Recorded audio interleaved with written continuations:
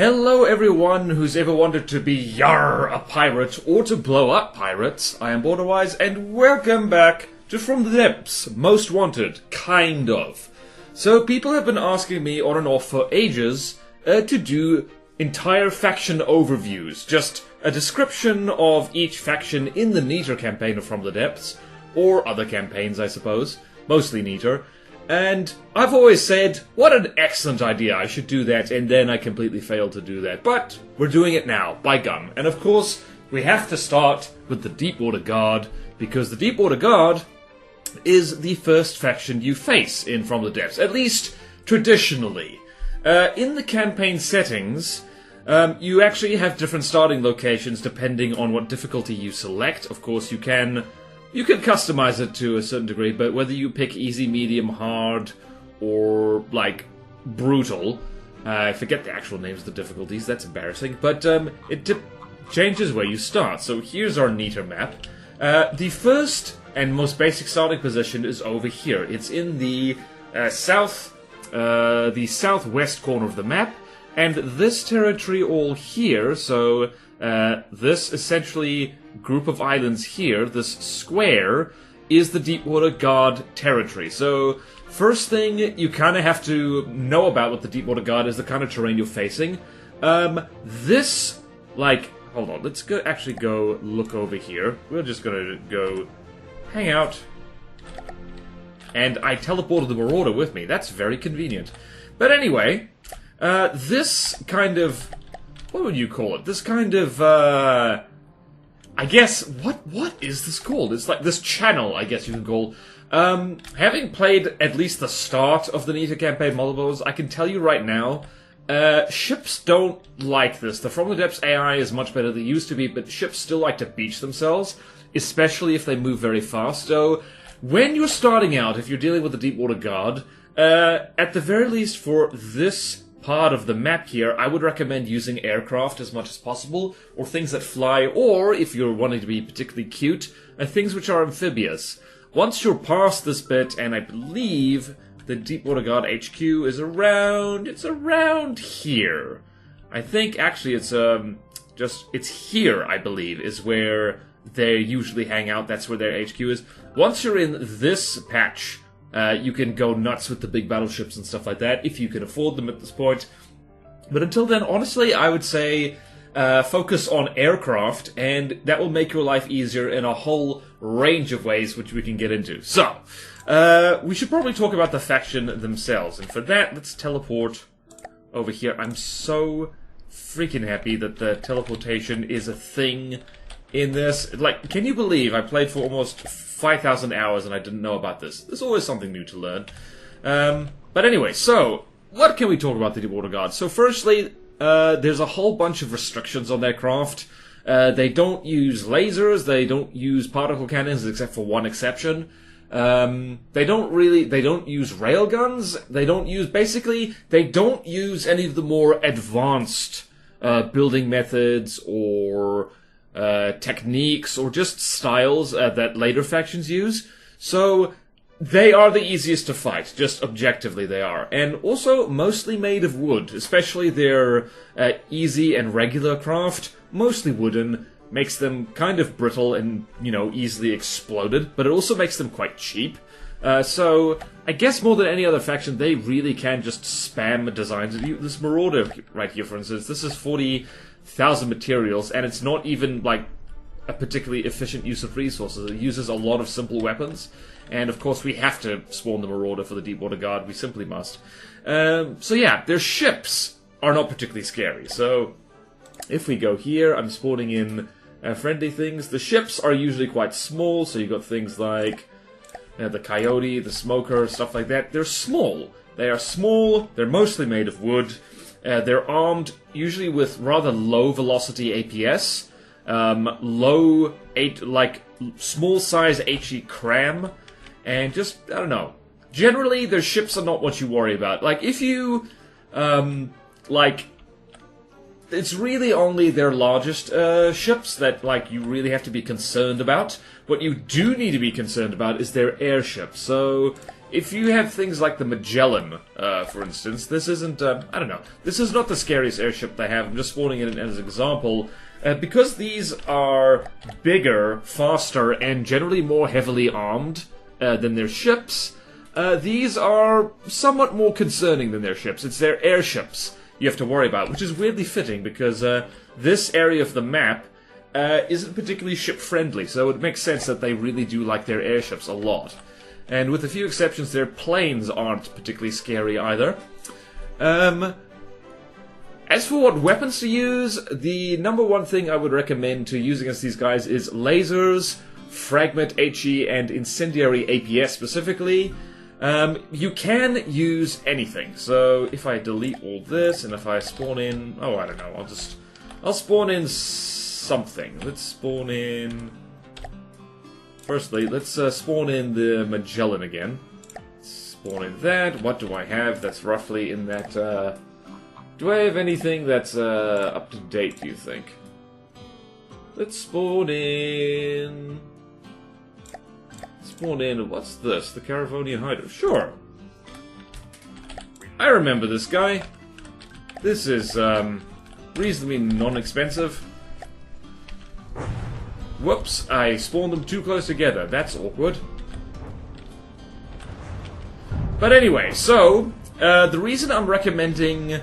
those things in particular is lasers, lasers and APS that uses frag, HE, or incendiary, is because other things are kind of, well, somewhat inefficient if you do the math. Like I said, you can use anything. It will probably work, provided you've built it well enough. But their missile defense can actually be pretty good. Like, the Magellan is actually a good example here. It has CWIS, our missile salvo is getting through, but when you start a campaign, you're kind of strapped for cash, and missiles eat quite a lot of money and material.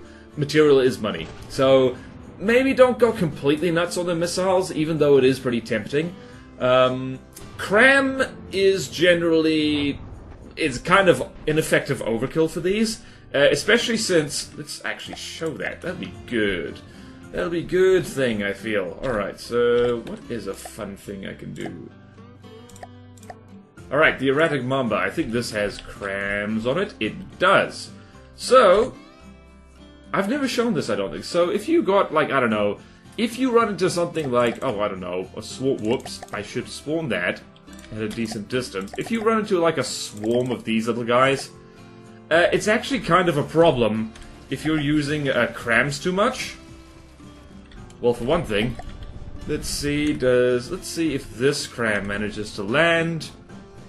that is your main issue, is that their ships quite often are pretty small, and their airships can be pretty fast and can be pretty evasive, just enough that your crams are going to missile. See? Crams are not good at small targets. Admittedly, the Erratic Mamba is named that way because it drives like crazy, so the stability of this thing is not particularly good. Let's see, is that cram gonna hit anything? Nope. What? So yeah, I would recommend against using crams against the Deepwater Guard, simply because you will run into situations like this, with swarms of smaller ships. They just miss like crazy. There we go. That being said, if crams do hit, and if you do the whole timed frag thing with cram cannons, you are gonna have better luck. But yeah, would recommend against it. As for particle cannons and plasma, that's kind of overkill. So if I delete, actually, if I go hang out over here, be soothed by the music of cram cannons. Particle cannons are kind of generally your last resort, trump card, anti-everything weapon. They are very, very expensive, and like I said, in the early game of a campaign, especially if you're on a harder difficulty, this is kind of just overkill against the Deepwater Guard. They don't really have anything that has defenses good enough to justify the cost of using particle cannons. Like I said, like I keep saying this, if you want to use a particle cannon against these guys, go for it. If you find it fun, go for it, because, like, you know, it's not that big a deal. It's just not the optimum way to do it. If you are struggling with, like, some Deepwater Guard designs, skip the expensive stuff. There are cheaper ways to kill them. And the same thing with plasma cannons. Although, a destabilized plasma gun, which just reduces the armor piercing to about 20 and doubles the rate of fire effectively, that can be pretty good, because it just murders them dead. But a regular, like, using a stabilizer or a splitter with just, you know, no end on the barrel whatsoever, like, plasma cannons have a default AP of 100, and Deepwater Guardcraft barely use any heavy armor or anything that really justifies using that level of force. So, you know, stick with APS and especially lasers. So let's destroy all vehicles. Let's spawn in a laser craft. And, like, I am very much a fan of these things. I'm trying to remember what the hell's the Exocet armed with. I built this ages ago. I don't even remember what it's for. So I'm just going to go into the hydrofoils and just make this guy, little cheap laser thing, laser stone thing, and let's do that. And hopefully things go well. Little laser armed hydrofoil.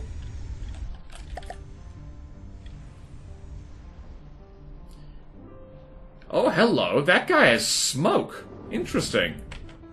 But you can see that for these small ships, a laser is just way more efficient than any kind of cram cannon. And because lasers set things on fire now, they're actually really good against anything that's made mostly out of wood. So, jolly good idea to use one of these things. Let's hop over here. How are we doing? So having actually a fast, cheap laser craft is something that, honestly, is a good starting craft in general. Although this one is going absolutely nuts a little bit. And, yeah, that's the weapons kind of taken care of. It's like HE, Incendiary, Frag, and lasers is what I'd recommend for the most part. But yeah, you can use anything. Those are just the things that will probably do the best work. And, of course, you can use AP shells, AP Frag, AP HE, and AP Incendiary. Pretty good. EMP, you can flatten small craft with it, but because there's so much wood on Deepwater Guardcraft, it's not as effective as it is against other factions. Now, the craft in particular to watch out for. This is kind of like a really brief overview of, like, essentially previous Most Wanteds. Do bear in mind that just because a design is listed as easy or regular doesn't mean that it cannot pose a problem for you. Just because there's other factors in mind, like, is it super cheap? Is it, does it have a particular advantage over whatever starting craft you might have? And in particular, the starting craft is like everything. If you're, like, fighting the Deepwater Guard, because they will send cheap, nasty stuff against you. So, the weaker designs that this faction have that I think you should keep an eye on is, for one thing, over in the easy section you'll see, like, a really expensive thing, the Paraiba. Well, I say really expensive. So, before we actually laser this thing, this is not something that would ever get in Most Wanted on its own. This thing is just kind of dangerous because it's, well, big. And this broadside of HEAPS is actually surprisingly dangerous. Like, this thing can actually be a real problem for you if you don't have anything in a similar weight class to it. I'm not sure the laser stone can even take it on. It might just brute force its way through it. It does help to outrun it, though, because, let's see, that moves at 37 meters per second, that moves at 92 meters per second, so we'll probably be fine. I should spawn something else in. But yeah, keep an eye out for something like this, because 180,000, that is a lot if you are strapped for cash, but for a campaign design, that means this can get spammed. So if you're not careful and if you don't have anything that can outrun this thing, or just survive that volley from it, I'm going to be really mean to the laser stone right now, and I'm going to turn it off and spawn the Paraiba again over here, so you can see how much damage it does, because this poor fella is, in order to be cheap, made out of stone and wood. So they're just going to sit there, and now the Paraiba is going to come around. I should have spawned it really closer. And while we're shooting at it, I should mention that other designs in a similar ballpark to this. So these are quite hefty HE shells. So yeah, those hurt. Those actually hurt a lot if you're trying to be nice and cheap with your designs. And if you let this thing get within like 1,000 meters or so, it actually is going to make a bit of a mess of you. Don't stand still for it. Yep, so that's the laser zone dead. You can imagine the kind of situation would be where we would be in very deep trouble if we had only like a damaged hydrofall to fend this off. Yeah, so the Paraiba is one of those things, easy craft, but it can catch you off guard if you're not careful. And there's other things like that, so let's just go through them, like so. Where are you? So, the Kraken is another thing that you should probably watch out for, and the main reason to watch out for this, I mentioned before that Deepwater Guard craft can have surprisingly good anti-missile defenses. That cannon on the top there is a Seaways gun, and the Kraken is actually my first stop for testing whether a cram cannon is big enough for campaign use. Because this thing shoots down cram shells like no one's business. So, I just want to demonstrate that by spawning in... Let's see here... What is a thing... What's a thing that's armed with crams? Let's spawn in a warrior, because I actually think the Kraken will beat it. So you see that? Warrior has crams. This thing also has torpedoes. Don't forget your torpedo defense when fighting the Deepwater Guard. Admittedly, this was not a great spawning distance for this. Whee! And it just... The annoying thing about the Kraken in particular... There goes another cram shell. The annoying thing about the Kraken is because it's armed with, like, nothing but flat guns, it actually will damage projectiles, like, as they're being fired, which is tremendously irritating. So yeah, keep an eye out for this guy, but on a similar note, you do want to keep an eye out for its actually smaller, worse cousin. So over here we have... Where is it? Where is it? Let's sort that by alphabetical. I'm looking at the wrong thing. It's... Where is it? Here it is! The infamous paddle gunner. So, this thing isn't actually as dangerous as previous incarnations within context. But it's still a reasonably cheap, by the time you start running into these things, 100, like, similar to the Paraiba, except it really hurts like hell. So let's spawn in a warrior again, see if the warrior handles this any better. Where are you? Hello? Warrior. Spawn over there. So the really irritating thing about this fella is that these main guns are also Seaways. And I believe they're also super cavitating as well. Yep. Thankfully, they goes up like a candle if you hit it in the guns, thankfully. But it's just one of those things, you do need to shoot at it before it shoots at you. Otherwise, it's going to make a hell of a mess of you. And, yeah, so... Glass cannon builds are very much a thing for the Deepwater Guard. Fits in with the fact that, like, it's very much made of wood, cheap, nasty... And their more difficult designs are really focused on, like, dealing more damage to you, so you don't get the chance to damage them. So that's a bit of a problem. Do you need to keep in mind that they have things like this coming at you? Alright, so there are some other things to note. So I'm actually going to keep spawning in the warrior because it's, like, just fun. So warrior goes over there. And we're going to spawn over here, a fun thing. Where is it? There it is. So the contraband is a hilarious thing indeed, and it's one of those things that it is actually pretty cheap. It's 100,000 materials, which honestly, in From the Depths, that's not tremendously expensive. But the thing is what it's armed with. This is essentially a one-shot pony, because the one shot it fires is basically an ICBM. It is a massive friggin' cruise missile that hurts like hell if it hits you, and because it's essentially just more of a boat built around a huge missile than anything else, if you skimp out on your own missile defense, be it interceptors, be it decoys, or just sheer speed, a contraband might just ruin your day. Because that is a big, honking HE frag missile.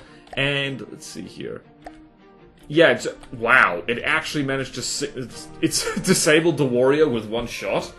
Let's see, and the warrior is not the most formidable of designs, but still. That's a 150k ship that has now been rendered useless in one shot. So, yeah. The Deepwater Guard is like... I guess a real factor for them is just going, woohoo! And this thing has just enough armor and hit points to shrug off 1 or 2 shots, and then it fires one of these again. Also, I don't know how that gantry is done. There must be some delicious breadboard on this. But yeah, do remember to bring along your missile interceptors and stuff like that. Actually, I'm just curious to see... Now, if, bloody hell. Wow, 2 shots, that's all she wrote.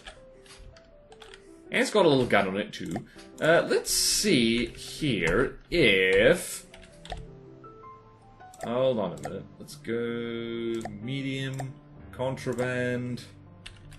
And let's load in... That's the Explorer...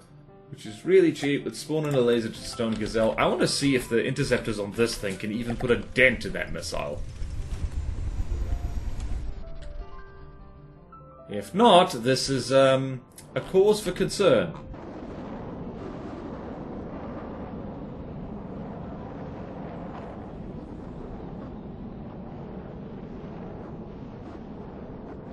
Whee! So there's very much a double whammy here of damaging that missile to slow it down, and also doing your best to outrun it. This is why hydrofoils are really convenient. Because they're an energy-efficient way to go really fast without actually having to put extra stuff into flying. So they're like an airship on a budget. I like them for that reason. It looks like we've managed to evade that, and we are managing to barbecue the contraband. So... Actually, the Gazelle is a good example of how to deal with things like this, which have exactly one trick only, and that is to try and just nuke you immediately. Unfortunately, I'm not sure it's going to survive this second missile. Okay, but that's enough about the contraband. There's one plane in particular, so... As you might have noticed, hold on, let's go here. Duster, not a problem, easily shot down. Shrike, only a problem if it gets above you. Hard, the Felix and the Felix Pfleger B5 Geyer, not a huge problem. The Gotha can be a problem, but also it's really fragile. So let's spawn in the laser stone again.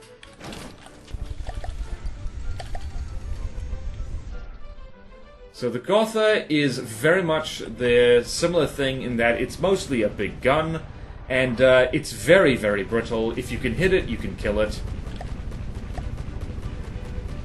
I believe that is a frag gun, actually, which is... Yes, it is. Pure frag. Seems to recall Ralston actually was playing with one of these as he was going. It could actually be a bit of a problem for us. Let's see who kills who first. Is kind of annoying. Actually, the Gotha is, really hurting us here. Took off me detection, you cheeky wanker. Whee! So yeah, this is if you can kill this, actually if you can... Holy crap. Well... Gotha is very, very brittle, and not fast enough, and doesn't have enough active defenses, so that's not the plane you worry about. The plane you worry about is, and you all know what's coming next, it's the Flying Squirrel. And actually, I'm going to spawn in something else rather than that. Show you what happens if you neglect to have a decent anti-air. So, where's my ship? There is the Erratic Mamba, which you'll notice has only simple weapons, token simple weapons as AA, and cram cannons. Crams are utterly useless against flying squirrels, do absolutely jack diddly, and we're just going to be watching these things kind of make a huge mess of things. Yep, and the squirrels are basically undamaged. Saying that, whoops. Nope. So yeah, squirrels, do not forget to bring your lasers. Honestly, in general, bring a laser along with you when you're dealing with the Deepwater Guardsmen because it makes swatting small annoying craft much quicker and easier. Alright, so that's the flying squirrel. Now we get to the big stuff, the properly big stuff. There is a battleship to worry about, and I guess you could say that things like the Plunderer is something you could worry about. The Plunderer has never really struck me as the most dangerous of Deepwater Guard craft, because it's kind of slow, it's kind of brittle, it's got, like, you know, pure HE crams, which are fairly straightforward to shoot down with the lambs or interceptors or seawers. So this ain't what I'm worried about. What I'm worried about when the Deepwater Guard starts to get their game on is the crossbones, and there's a reason for that. The crossbones actually has some decent defenses as far as the Deepwater Guard's concerned. I'm going to spawn that in on my team, actually, because let's go over what this thing is made of. Quite literally what it is made of. This is about as tanky as Deepwater Guard designs get.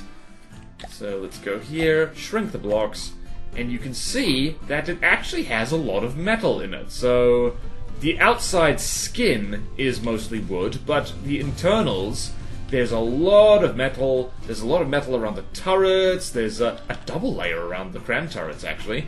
And there's heavy armor around the AI compartments.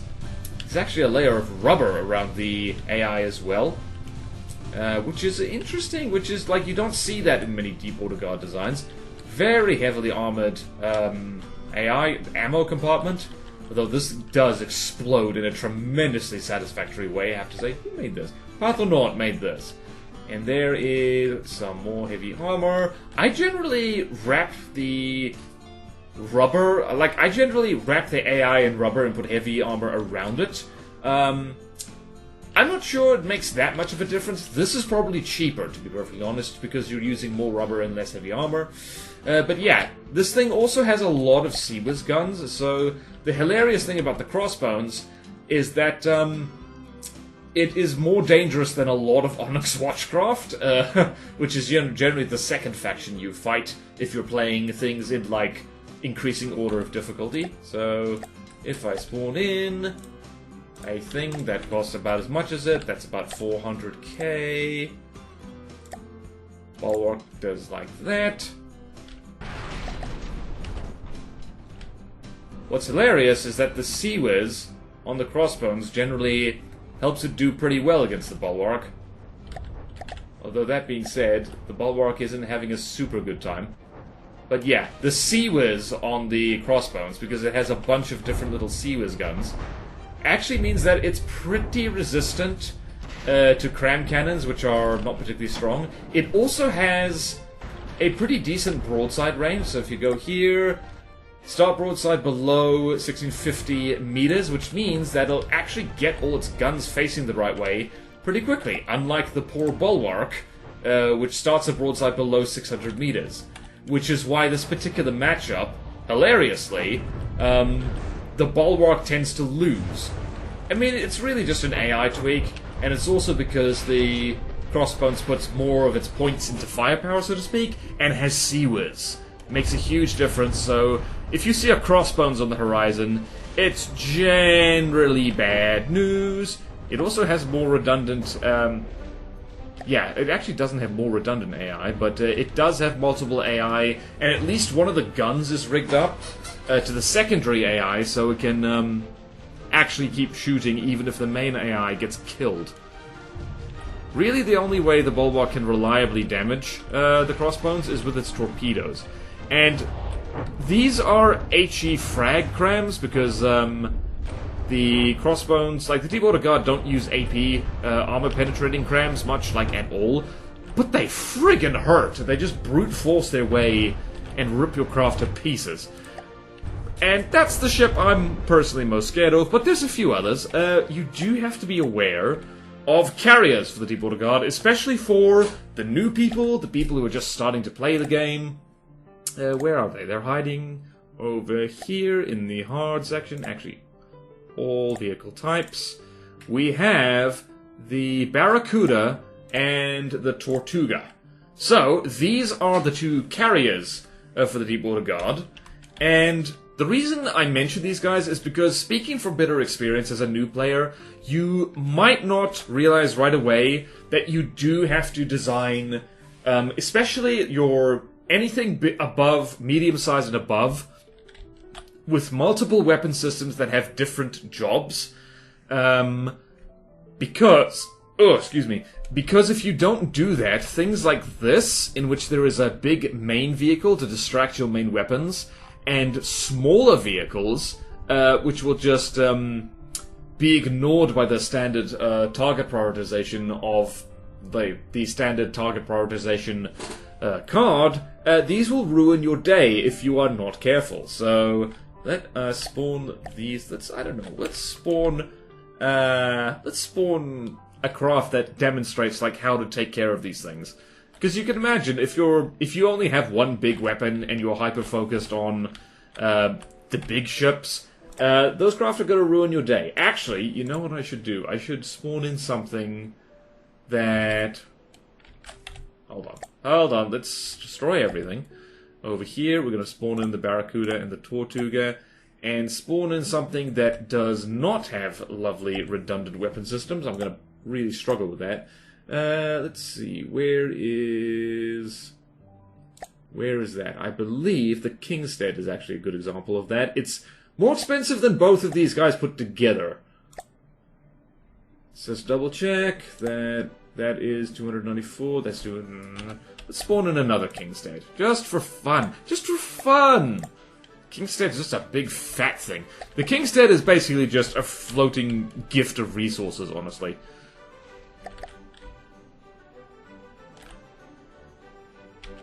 So Kingstead, rather infamously, just has cram cannons and nothing else, which means that all these little planes are just going to fly over the top of them and have free reign over them.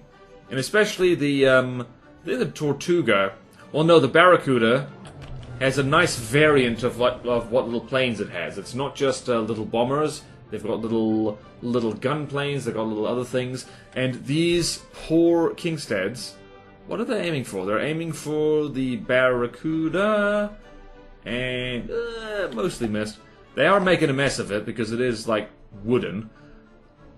But now these little planes are just going to wreck shop on them, and they're pretty much completely defenseless, so... Kingstead is a good representation of how not to build a large ship. Speaking from bitter experience, I used to make ships like this with like crams and nothing else. Swarms of flyers will bully you if you do that, so don't do that. You'll flatten the big stuff, but the small stuff will kind of wreck shop. And a lot of these planes like to swim. So that makes the things more interesting as well. They even have cram bombers, which is, like, unheard of. If that hits you, you deserve it, I'm sorry to say. You really do. Whee! Right, now to show you how to actually properly deal with that, in case anybody didn't know. So let's spawn in our friend here. Let's spawn in the Barracuda. The Barracuda is fun. Barracuda flies. So let's spawn in our erratic Mamba again. This isn't the best craft I've got, by the way, but it is just a convenient showcase of, I don't know, some basic, solid craft designing principles. You will notice that the erratic Mamba has 4 AIs. 2 of them are specifically for these little simple weapon anti-aircraft guns. Simple weapons, honestly, you can make small APS, and that will do a job better, but they will do in a pinch. So you'll notice the cram cannons are going for the Barracuda and have already blown something off completely. And there is enough active defense on the erratic Mamba that they can do stuff. Don't aim for the bloody... I think I didn't set up the target prioritization correctly. Let's see, did I? Did I not? But you can see there our little secondary guns are managing to tickle the Tweeties, so to speak. Let's see if that cram cannon did do something. That cram cannon missed. But yeah, you've got more of a chance against things like this if you have a ship that has nice, redundant weapon systems for many different jobs. Whee! Splat! And kasplat. How are the Tweeties doing? The Tweeties are getting tickled to death by anti-aircraft guns, which is good, because they are aircraft. And that is what anti-aircraft guns are for. Getting tickling aircraft to death. Okay, so that's the carriers, but the thing that... I can't believe it's taken me so long to talk about this. This video is longer than I wanted it to be. Sorry I got into it. It's the front-siding airships you need to worry about, which is generally... It is actually quite good, I feel. That the Deepwater Guard kind of previews the kind of thing you're gonna face later. So there's a few to mention. So it is the Leatherback, the Albacore, and the Tarpon in particular that you should be really worried about. These, I feel, are kind of the more formidable Deepwater Guard designs. The Tarpon, of course, I've never seen one in the wild in the campaign because this is effectively like the Deepwater Guard boss craft. This thing actually is so dangerous that it is quite reliably beats 1v1 like the boss craft for the Onyx Watch, the Stronghold. So because the Stronghold can't hit it, pretty much. So this thing is terrifying, but also you're very likely to run into it. It is very big and very expensive. These two are essentially a similar thing, but in a smaller, more affordable package. I completely forgot about the Leatherback. That gun in there is much bigger than it looked. This thing is mostly gun. Look at this. It is mostly gun. That is a big flat gun, and particularly if you're like me and if you like relying on glass cannons for things, that does a lot of damage. So let's do... Where is it? Is it fixed? It is fixed. Just show you the shell. The shell isn't the most dangerous thing in the world, but against a soft target, like, I don't know, for instance, a starter craft that's made of wood and stone in order to save materials, this will really hurt. And then it has an armor-piercing shell as well, that's a very strange shell. But mostly it's the rate of fire. The rate of fire is a 350mm gun that fires at over 100 RPM. So yeah, the Leatherback will hurt you. And the Albacore is a similar thing. It's got big guns, it's got these little APS at the side, it's got a rather chunky cram cannon right there in the middle, but mostly it's the movement of the damn thing. So if I spawn in my testing dummy again, so we do that, if we spawn in the Albacore and spawn in our friend the Erratic Mamba, which is a great demonstration of what not to do because it's armed with crams. What the Albacore does that's tremendously irritating is you'll notice it does that. Wow, that took out my bloody radar. How rude. Wow, we actually managed to hit it.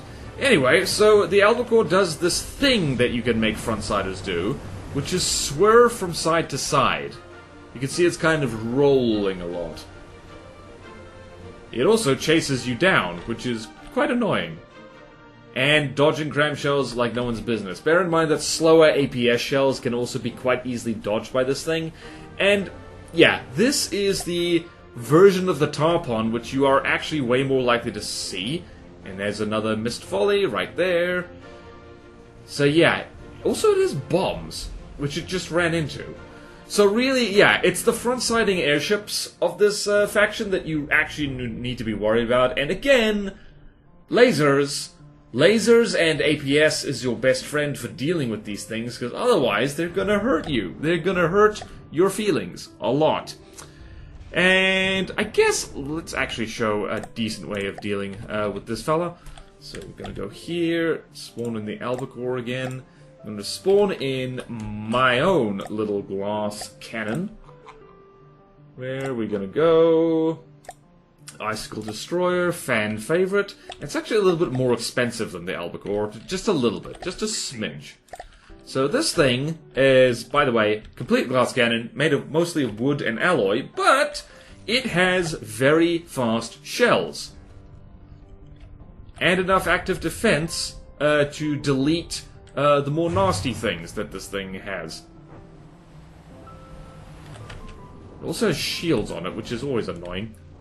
And, whoop, yep, that's more like it. So, by the way, I have kind of downplayed the use of armor-piercing shells for this. They work. In fact, they work so well that often they overpenetrate, so not the most efficient use of, like, shells with over 50 armor penetration, but you can use them and they work just fine. Please don't destroy my thing. I would hate that. And I think the Albacore has already got a little bit of... Nope, it's just fine. It's doing just fine. How's my thing doing? It's doing much better!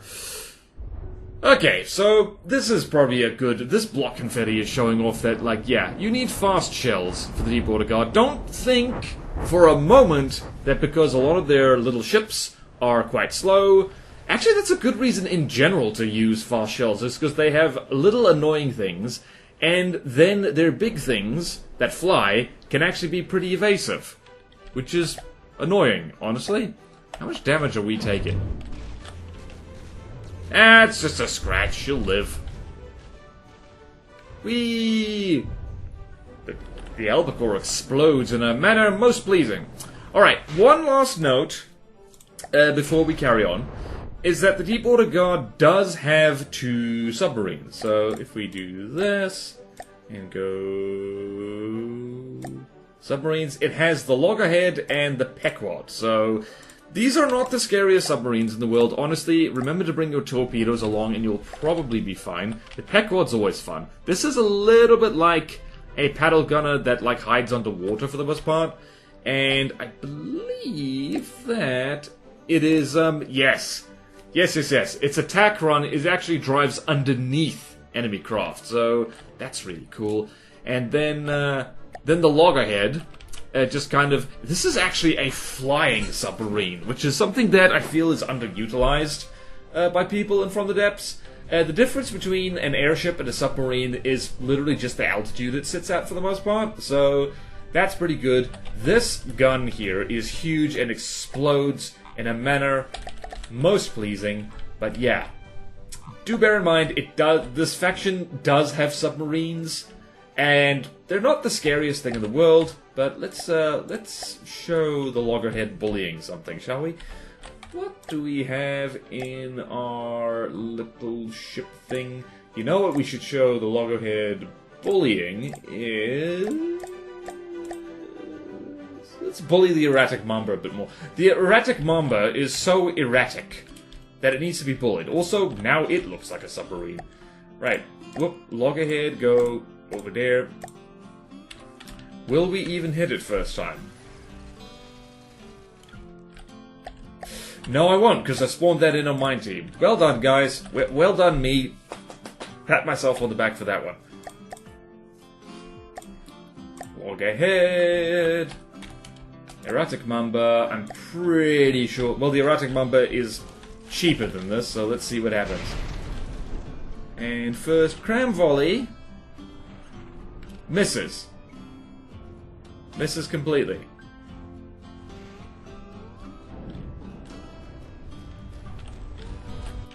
So this is where the Loggerhead is actually kind of a problem. It actually bounces in and out of the water. She's a bouncy girl. She does bouncy things. So yeah, this is the kind of thing you do want to... Don't, have a torpedo or 2. Doesn't need to be amazing. Just every so often it just kind of bounces in and out of the water like so.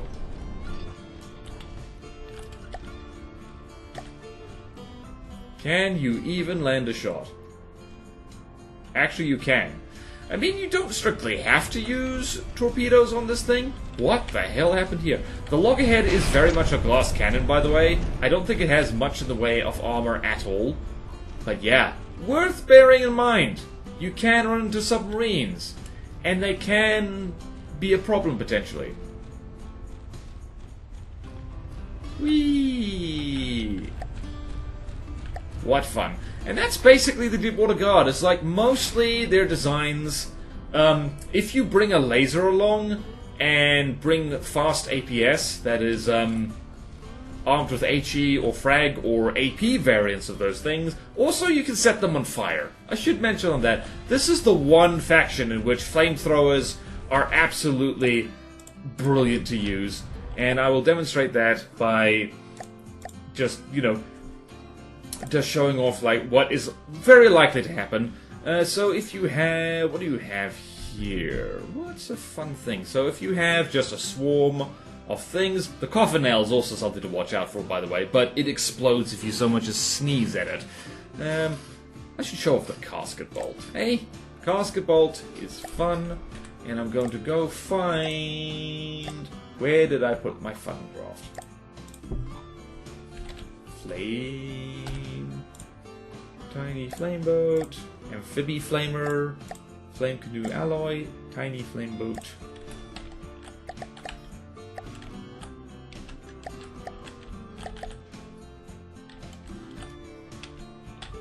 I'm very curious to see if this thing can even survive the trip over here. I might have to spawn in more than one. Oh, hello. Will the coffin, will the casket bolt actually, oh my god, see? This is the one faction which you can really get away with, using flamethrowers. Holy crap, we're actually really barbecuing this. So yeah, this kind of startercraft is just a very small, fast flamethrower arm thing. I would be really remiss if I didn't mention this is the one faction you can get away with using these, and you should probably take advantage of it, because it's really fun. Oh my god. This thing only costs about 6,000 materials, but we should do that more often. What else can you do? Let's spawn in a rat. Let's spawn in rats closer. So that does it for the Deepwater Guard. In brief summary, basically, set them on fire and make sure that you can hit them consistently. Especially if you can hit the flying squirrel, if you can dodge a crossbones volley, and if you can reliably hit and damage the albacore and the tarpon and the loggerhead, you should be good to go. You should be absolutely fine to go. And like, my goodness, this is a level of catharsis I never knew I needed. I'm so grateful for this opportunity. Well, I hope you enjoyed this video. I hope you learned something. Hope to all you newer players, I hope you're all ready to go kick some pirate butt now. And thank you all so much for watching. Please like, comment, and subscribe if you want to see more videos like this. Support me on Patreon or YouTube membership if you like. It really helps, and there's fun perks in it for you. Like a Patreon Discord, available at the very lowest tier, $1 a month. You get to hang out in the Patreon Discord with me and other cool people. And, well, how does my spiel go again? Like, also check out my other channels and my Twitch. Gods, I'm bad at this. I got so distracted by the pretty flames. And I will see you next time in From the Depths. More faction overviews incoming. Farewell.